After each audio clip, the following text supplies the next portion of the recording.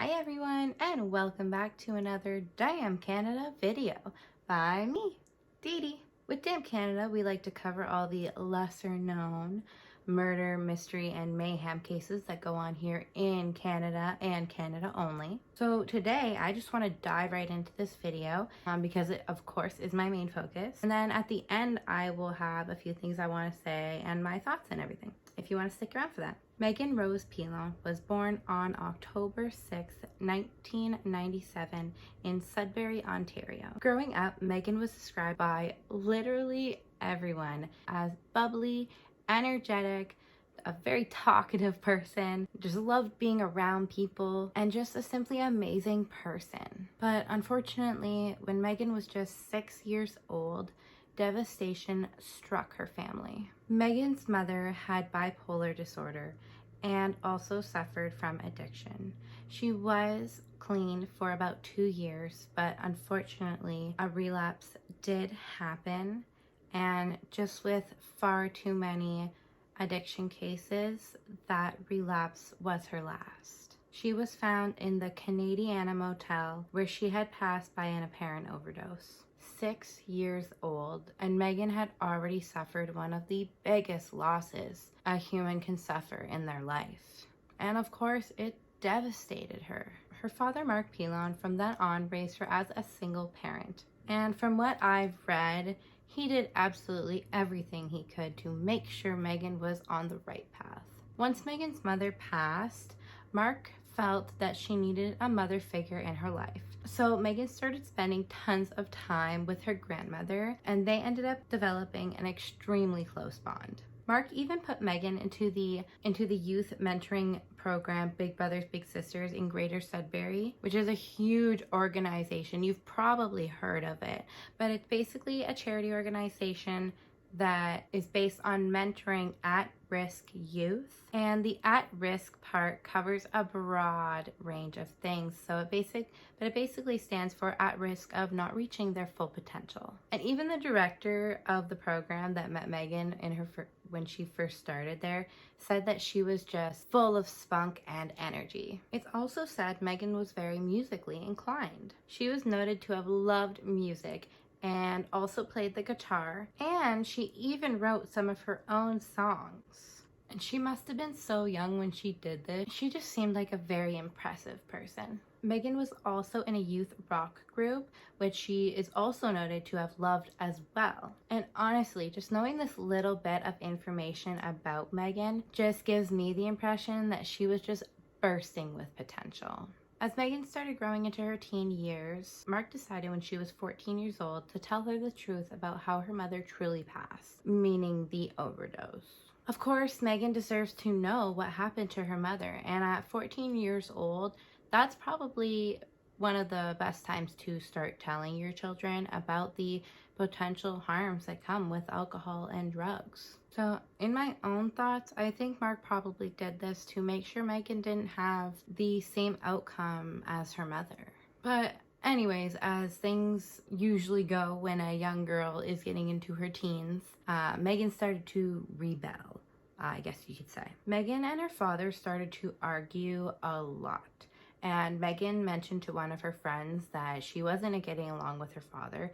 And she also mentioned that her father didn't like her boyfriend. There is some reports of her dating a much older man, but from what I could find, Mark has always said that he wasn't aware that she had a boyfriend at the time, or really much of what was going on in her life for that matter. Meagan would often storm out of the house during the arguments, and as time went on, she distanced herself further and further away from her father. She was described as starting to become erratic and unpredictable. During 2013, when Meagan was 15 years old, her interests became worrying, to say the least. She was befriended by a 21-year-old woman by the initials WM, who had no business befriending a 15-year-old, to be frank. But anywho, Meagan then began to start running with an older crowd, and she was also introduced to drugs and alcohol. I also wanted to add, but I wasn't really too sure where to add this in, I wanted to add that Meagan was sexually assaulted at some point in her past, and I'm not exactly sure when this happened, but the only reason I do want to mention this is because it could have possibly played a factor in the way that she was rebelling. When those types of situations happen to children, children don't feel like children anymore. And it's really not unusual to see them start acting like adults or trying to partake in adult-like activities, or what they think is adult activities. But anyway, carrying on, Meagan had also created some fake Facebook accounts, and she also had a profile on the dating website Plenty of Fish, which definitely has some sketchy characters on it for sure. Now, summer of 2013, it is said that Meagan was actively using drugs and alcohol, and the female friend, WM, was allegedly pimping out Meagan, and quite often. It is said that, allegedly, WM was in charge of the phone calls and setting up the dates and all of that. If you can call them dates, she was 15.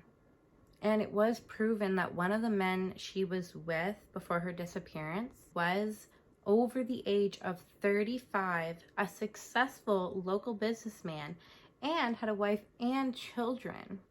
Just a jolly good chap all around. At the same time as all of this is going on with Meagan and her father and just everything, Mark was also suffering exponentially. Mark suffered from depression, but along with that, he was also suffering with some pretty bad nerve pain in his back. And if you know, you know.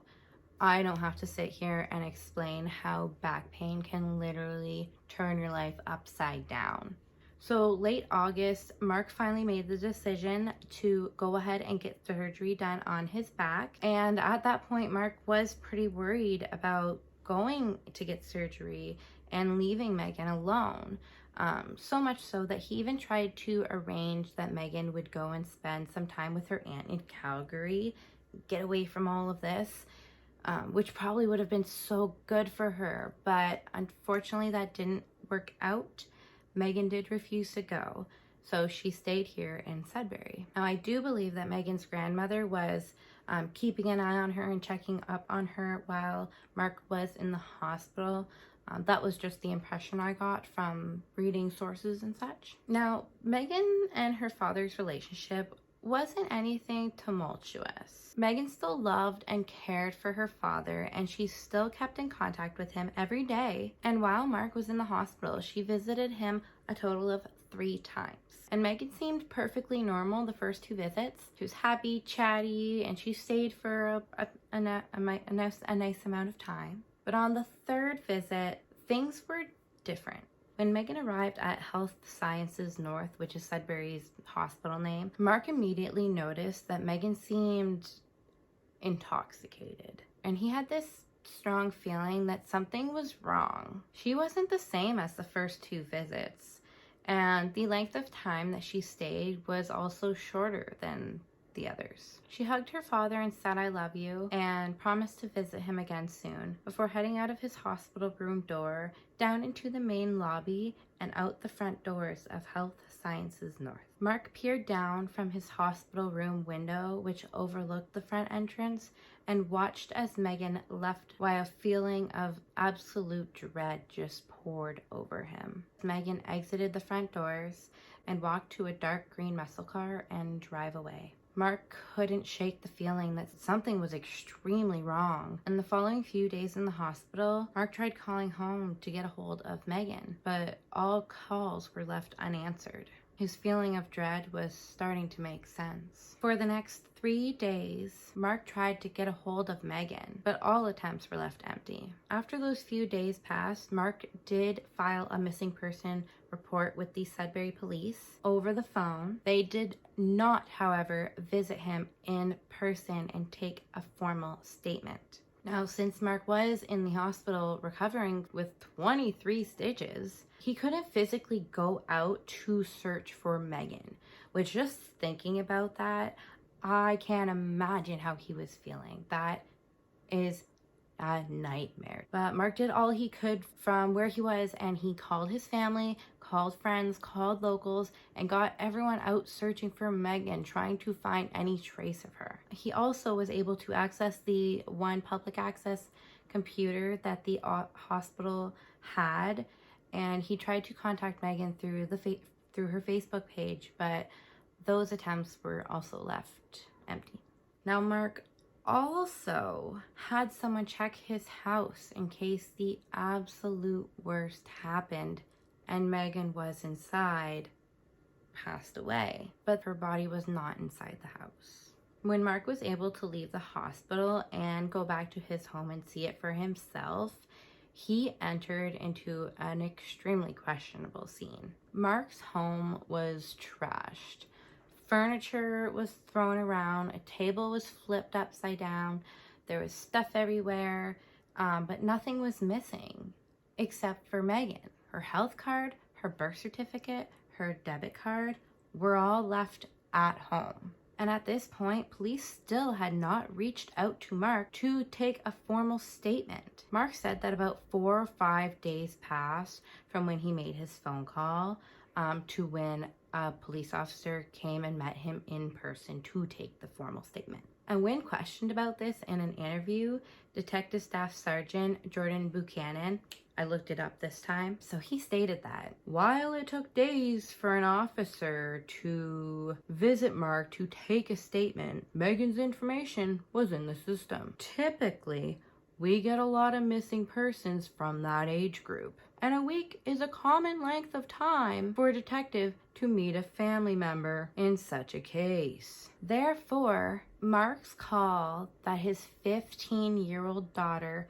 hadn't been heard or seen from in days was deemed by the Sudbury police not high priority, which of course, in my opinion, they could have possibly missed out on tons of valuable potential evidence. Now, during the week Meagan went missing, her family was looking for her high, low, and in between. And one main person they wanted to get in contact with was WM. But that very week, WM deleted all of her social media accounts and just seemed to have up and vanished. As Meagan's disappearance length grew longer and longer, and the search for her began to expand across the city, and the word of her missing began to spread, and of course with that, rumors started to come around. As rumors do when you're a 15-year-old girl that goes missing in a small mentality type of city. Unfortunately, since Meagan was in high school, a lot of the kids started talking, and a really popular narrative that started taking place was that she had just ran away and that it was her decision. She doesn't want to be found, which of course is just things you don't want to hear, and they aren't helpful at all. In early 2014, Mark was still doing all he possibly could to find out what happened to Meagan. And so he reached out to the television show Last Seen Alive, which aired on the Investigation Discovery Channel. And if you'd like to watch that episode, I will have it linked down below for you. So Mark reached out to the show, and the show did agree to take on his case, and the show producers ended up hiring a private investigator to follow around, and this investigator's name was Thomas Klatt, and he was a former Toronto police detective.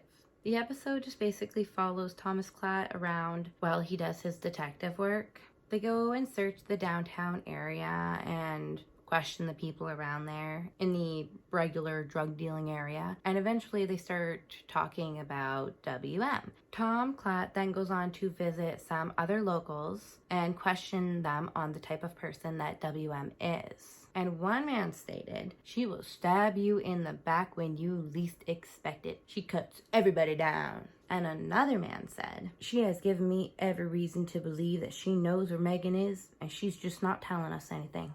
Tom Klatt then goes on to actually track WM down, who at that point was living about 2 hours away in Serpent River. And surprisingly, she actually agrees to do an on-screen interview with him.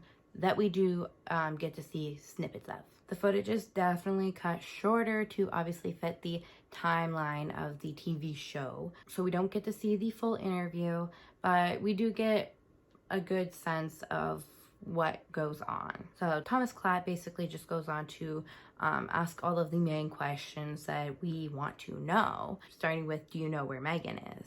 Which WM says, no, I was getting tired of hanging out with her because I was getting in trouble by her dad. Thomas Klatt then goes on to ask, what did Mark find so appropriate about Meagan and her relationship? And she answered that Meagan was going on adult websites.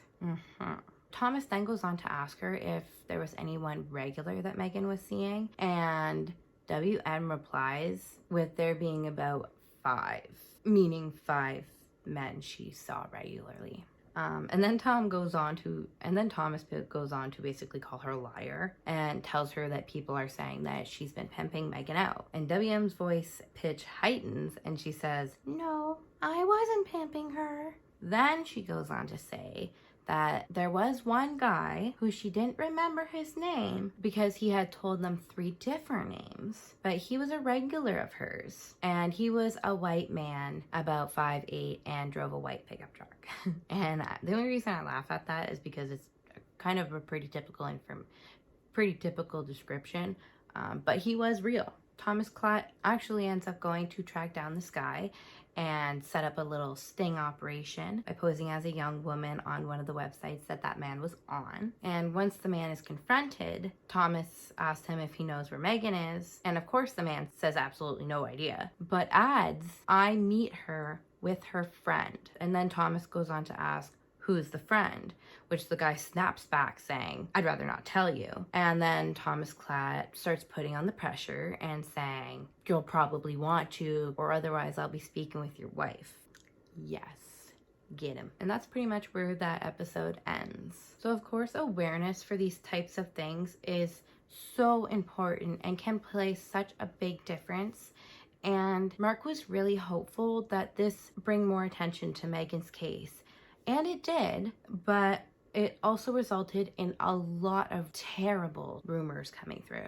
Calls came in from as far away as Florida of sightings of Meagan, but none of them turned out. And calls also came in that she was in the sex trade now, and calls came in that she just wanted to be alone. Literally just pretty much everything you can possibly think of, like people were saying it. Now, following the taping of that show, Thomas Klatt went on to write on the television network's crimefeed.com that he believed that Meagan, this is his own words, exerted her independence and was not ready to reach out to her father at this stage. It is my opinion that her age and lifestyle were factors in her current decision-making process and emotions. Those are his exact words.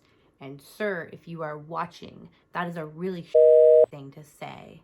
At one point, a message came through saying that Meagan will never contact the family now and that she was too embarrassed and ashamed. And the family did make a public reply on their Help Us Find Meagan Pilon Facebook page, which read, Meagan, you have nothing to be embarrassed or ashamed about. The adults in that video are the ones who should be embarrassed and ashamed. These adults took advantage of your weaknesses and vulnerabilities. Mark made a public plea for Meagan to reach out when her grandmother became ill, and he also made another plea for Meagan to reach out when the grandmother passed. But unfortunately, no words were heard from her. Meagan also became eligible for an inheritance when she turned 18, but that money has still remained unclaimed. Before, during, and after Meagan's disappearance, Mark worked as a chef for 18 years at Mr. Prime Rib here in Sudbury, which is a really popular steak restaurant. But unfortunately, in 2006, Mark had to retire due to the tremendous toll that everything has taken on him, understandably. The group Please Bring Me Home, whose main efforts is to help find missing people from across Canada and bring them home and bring closure to the loved ones involved, have been actively working on Meagan's case. And in August-September of 2020, the group organized a ground search in the Mountain View Lodge area. But unfortunately, no results did come from this. But at least they can rule that area out as being already searched. The group does suspect that Meagan is deceased, and her missing persons file with the Greater Sudbury Police has been turned into a homicide investigation, but the public's knowledge as to why that was is unknown at this time. Now, a lot of things have happened over the past 8 years, but it was posted on the Help Us Find Meagan Pilon Facebook page that a witness who made a deal for a lighter sentence, which I believe he was already in custody, he said that Meagan had overdosed at Rumble Terrace, and the people that she was with had panicked and rolled her body into a shower curtain and then drove her out into Espanola, where they had laid her body on the banks of the Spanish River or out on the ice. Now, the police did search this area, of course, underwater and ground searching, but nothing did result from that either. Now, I can go on and on with all of the things that people have said happened to Meagan, but I really don't feel that it is going to do any good listing them all. But if you are curious, just go onto the Help Us Find Meagan Pilon page, and you can pretty much read up on all the things and updates that have happened in the past 8 years. Meagan now holds the 10th historical missing person spot on the Sudbury Police Historical Missing Persons list, which dates back to 1974. And if you are curious, yes, I do plan on covering some of those cases as well in the future. But to this day, as you watch this video, Meagan's room sits perfectly still, just the way she left it from 2013. And that is basically all of the information I have regarding Meagan Rose Pilon and her disappearance. I have a lot of feelings towards this case, but I don't really feel like it'll be doing any good to go and list them all off. But I do want to say that I'm usually the type of person that fears the worst when it comes to anything in life, literally anything. But when it comes to Meagan's case, I just can't stop hoping that maybe one day that she will come home alive and be reunited with her dad. It's not like it hasn't happened before, but I feel like it's all I can really hope for instead of thinking the worst. But that's just my personal opinion on it. This case was actually one of the first cases I decided I wanted to cover when I decided I wanted to do a crime series, and it's been on my list for a little while now. But the way I pick my cases is towards how I feel and like signs around me. And when I finished my last video and I was deciding on what video to do next, I was on Facebook and a post came through on Help Us Find Meagan Pilon Facebook page. And the post was just any updates. But that just gave me enough of a sign that people are still actively interested and want to know what the heck happened to her. Which is a really good thing that people still really are rooting and on Meagan's side. Now, I know it's been a little since my last video, and I did plan on getting this video out like 2 or 3 weeks ago, but unfortunately I did have some life hiccups come up that made me not really want to speak about death and darkness. I wanted to speak about this case and get it out to you guys, to my 50 little followers I have, and any awareness is good awareness, right? So also, if you want to be an active listener, I would really encourage you guys to go and join the Help Us Find Meagan Pilon Facebook page, which I will leave the links down in the description box down below. I also want to encourage you guys to possibly print out Meagan's missing person picture, maybe spread, maybe mention her case, do any little things you can to spread the word of her case, because you really never know who can know something about anything. And another little thing that I just wanted to mention, but it's not for everyone, but if you are interested in doing a little more for your community when it comes to search and rescue and missing persons, you could always look into the local search and rescue groups that you have in your area. And it is a tough thing to participate in, but if you feel like it's something that you can do and you want to, maybe see if you can join that. Every little bit helps, of course. But of course, I don't want to like shame anyone for not being able to do those things. Just being aware is a big enough deal. At the time of the disappearance, Meagan is described as being 5'10", around 140 pounds, with dark hair and hazel eyes. Meagan has a small scar on her right upper lip and a Playboy bunny tattoo on her left shoulder. If you have a tip, please call Please Bring Me Home anonymous tip line 226-702-2728.